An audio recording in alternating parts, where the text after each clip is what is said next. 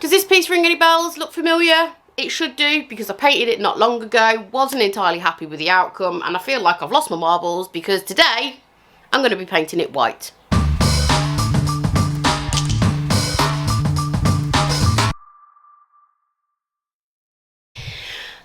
So there was something about this piece that I wasn't quite happy with, and the split from you guys was kind of about 50-50. Some of you loved it, some of you hated it, but I personally, not quite right. There's something about it just didn't like. So I'm going to repaint it. The first thing that I've done is I've used a little bit of white spirits and a rag to remove the wax.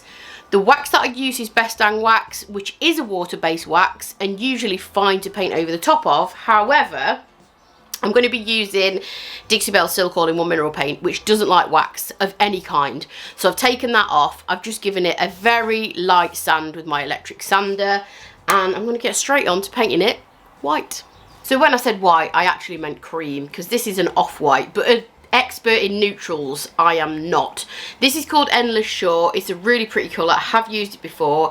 I'd definitely say it's like a warmer creamy colour as opposed to a stark white, which I think is going to suit this piece really nicely with what I have in mind. So this is Dixie Belle Silk Mineral Paint, which is different to Dixie Belle's Chalk Mineral Paint, and the main two reasons are that this has a built-in stain blocking primer. It also has a built-in top coat. The stain blocking primer is equivalent to using one coat of Dixie Belle's Bond Emboss.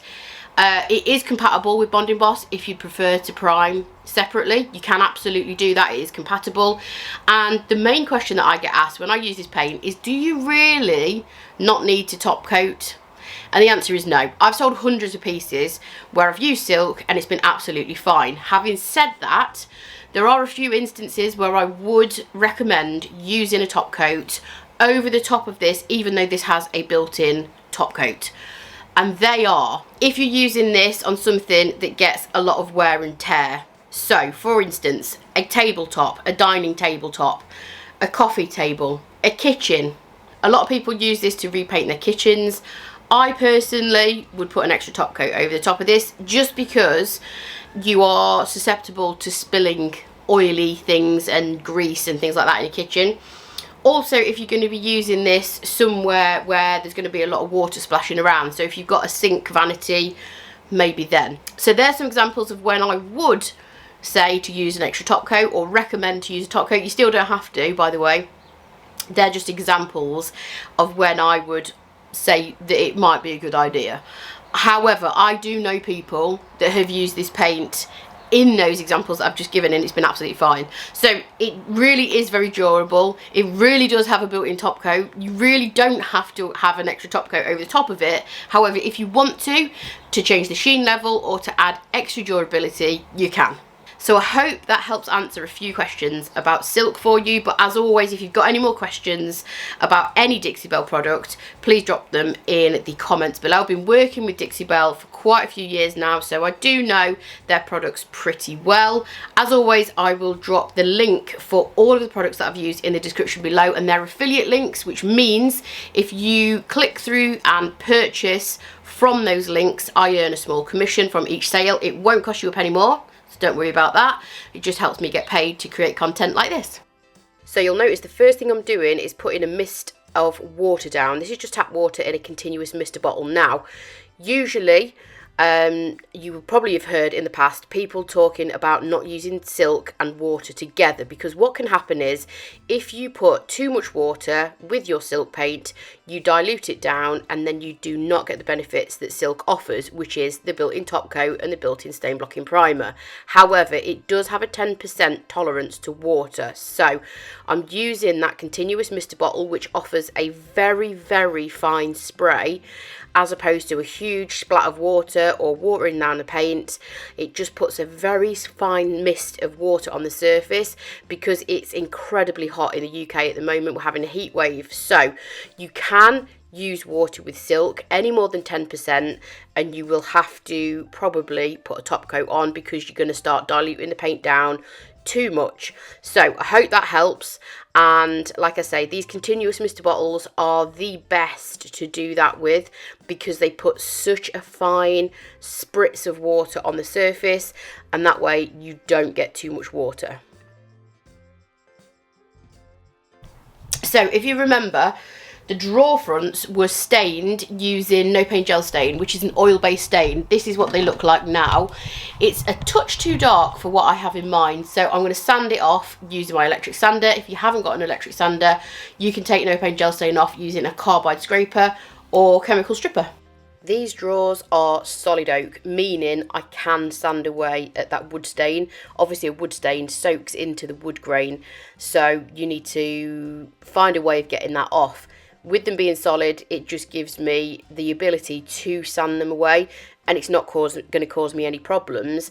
If your piece is veneered or not solid wood, then you might want to look at chemical stripper, just because you don't obviously want to sand through a veneer.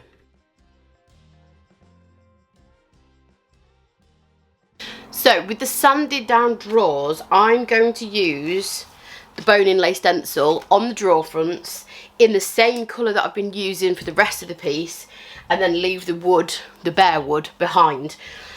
So this is the bone inlay stencil. I have cut mine up because I find that's just the easiest and best way to use it. So I've got lots and lots of individual little pieces that I can build together to create a design that fits on the piece that I'm working on, whichever that is. And I've done quite a few of the bone inlay stencil now, because I absolutely love this stencil. It's really, really versatile. You can literally build your own design out of as many pieces as you want. You could literally just use that piece, or if you just wanted a little border around the edge, you could just use one of the border pieces. So versatile, absolutely love it. So that's what I'm going to do. The other problem that the drawers are going to present on this particular piece is that they're not all the same size, so I can't replicate the exact same design on all three drawers because they're graduated. Well, the top one's definitely smaller than the other two anyway. I don't know about graduated, but they're all different sizes, I think. So I can't have the same design on all three drawers, and the way that I do it is wing it, quite honestly. I try to get a rough idea of what I'm going to do, and then just wing it.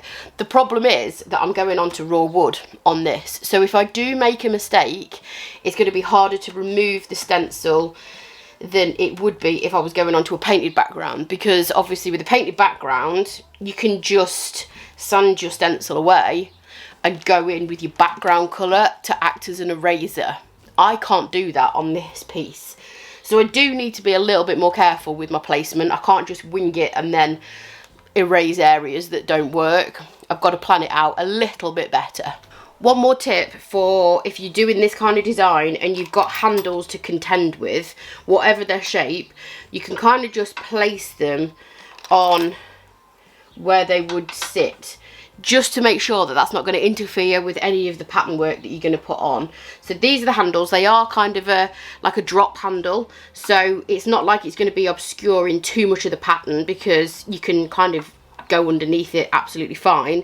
They do have these little back plates that go on them as well, so I'm just going to place those on just so I can get a better idea of where they're going to fall and make sure none of the pattern goes behind it. As for the stenciling itself, you are going to need a dry brush, bone dry, not an ounce or a droplet of water needs to be on these bristles, not even damp, because it's just going to essentially water down your paint, thin down your paint, and it's going to make it harder to get a crisp line. I'm using one of Dixie Belle's synthetic brushes. This is the small round. I like stenciling with a round brush. You get the most amount of control and precision. And I'm going to use some masking tape and wrap it around the bristles. You can do this with brushes of any size. I'm just using the smallest one today because the stencil that I'm using is obviously quite small and delicate, so I need that precision. If you're stenciling a huge area with a stencil that is, you know, one continuous pattern over a big area, obviously go for a bigger brush. Don't use one of these, you'll be there forever. Use a bigger brush, like the Best Dang brush, which is a girthy number, or a roller. you could use a roller if you're doing it on a big area. It's just that this is obviously going to need a little bit of precision. So what the masking tape does is keep the bristles nice and compact, because as you can see, the bristles on this brush are quite long, and when you pounce it on the surface, they kind of tend to splay out a little bit, and you don't want that to happen in case it goes underneath your stencil and creates any areas of bleed through, which is basically your paint just seeping under your stencil and creating a line that's not crisp and sharp. So I am going to wing it. I kind of know what I'm doing. I say I'll wing it, I am. I'm going to start with this piece as a border all the way around. This is the smallest drawer. They are graduated, by the way. I've just measured them. So the next drawer is slightly deeper, and the drawer after that is the biggest. So they're going to have different patterns on, but I'm okay with that. I don't like things that are all the same and matchy-matchy anyway. So I'm going to embrace that. And I have kind of just offered this up. Come down and see. I've offered this up to here, and I think it's going to line up. And just before I put paint on the surface, last thing, silk mineral paint is slightly thinner consistency than chalk mineral paint. Chalk mineral paint and Terra are better consistencies to work with for stenciling. That being said, it doesn't mean you can't do it with silk. It just means that you just have to be aware that it is a thinner paint. Now, the fact that I'm going onto a porous surface is going to make it easier, because the surface of this raw wood is going to suck the paint in. It's not going to have a chance to seep underneath the stencil, because that's what happens with thinner paint. The thinner the paint, the thinner the consistency, the more likely you are to get bleed through. So what you need to do is coat your bristles of your paintbrush and coat them well. Then you need to work the bristles, work the paint into the bristles so that your bristles have got the product on and there's hardly any paint left on the end. You want it to be pretty much dry, so take off as much as you can, and then take off a little bit more with silk, and then hopefully you'll be ready to stencil. Stenciling can be quite a slow process, especially when you're building a design like this. So I'm going to speed up some of the areas for you so you're not sitting watching hours and hours of me stenciling the drawer fronts. What I can say is that a little bit of masking tape really does come in handy to hold your stencil steady. So I've done that row there and then that row there. Before I do the side panels, I'm going to do the bottom, because I can always kind of space the side panels out a little bit kind of more than what they should be, as opposed to doing anything weird with this bottom line, because obviously that gap there is quite short. So I'm going to just mirror that line there on the bottom of the drawer. If you did want to give this stencil a go, but you're a little bit daunted about how to make it fit on your surface, you can draw guidelines using chalk, which I have done in other videos, and that just helps with placement of the stencil. Okay, so now I've got the two lines, top and bottom, I can do the side bits, and it doesn't matter if I need to lose a couple of millimetres either side if the pattern doesn't exactly join up, because you won't know. It's only on this short space here. So if it matches up, it'll be an absolute miracle. No, it doesn't. So because this pattern is slightly too big for the space, all I'm going to do is adjust it ever so slightly, so that I get a slightly bigger gap than I should do. That's it. Again, I've used the masking tape not only to hold this in position, but I've taped off the start and finish of where I want this pattern to go. Because the problem is, once I start stenciling, you can't stop me, I just keep going. So obviously I don't want to go over the pattern that I've done on the top and the bottom line.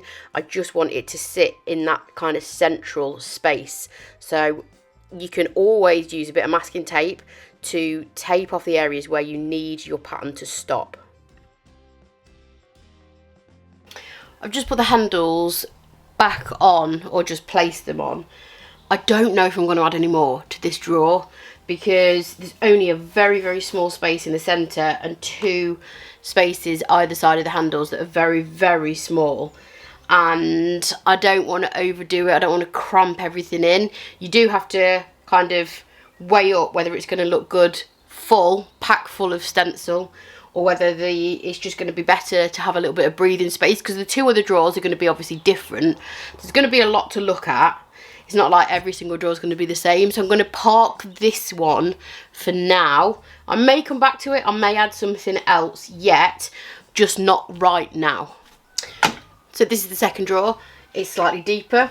As I said, I don't want it to be exactly the same, but I do want continuity, because I think if they're completely all randomly different, I think it might look a little bit odd. So I'm going to start with the same thing that I did last time, which is this stencil here to go around the edge. So I adopted that kind of design throughout the 3 drawers. So I started out with that border piece around all of them, and that is just going to give me a little bit design continuity, and then the rest of the space I just filled up with other aspects of the stencil.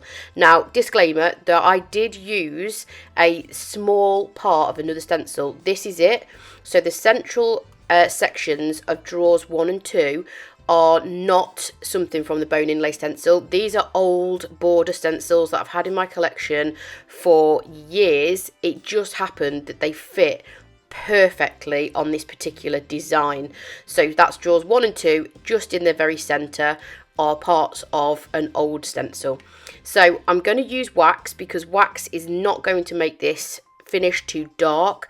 I don't want to alter the tone of this wood too much by adding a water-based top coat, so I just use Best Dang Wax in clear, because that is the top coat or the finishing product that is least likely to alter the tone of wood too much. I could have put a wood stain on, but I was actually really happy with the tone of the wood. I really like the contrast, so I used Best Dang Wax, as I said, buffed it off, and here's a few close-ups of the finished look. I absolutely love this piece. The first version, when I painted with Apricot and had the drawer fronts stained wood, it just wasn't right, but I absolutely love this, to the point where I would keep it. Unfortunately, there is no space for it, so it is up for sale. So I think you'll be in agreement with me. These are much better second time round, just to prove you don't always get things right first time, and that's absolutely fine. As always, thank you for watching the video today. Hope you've enjoyed it. Make sure you hit the subscribe button, and I'll catch you next time. Bye!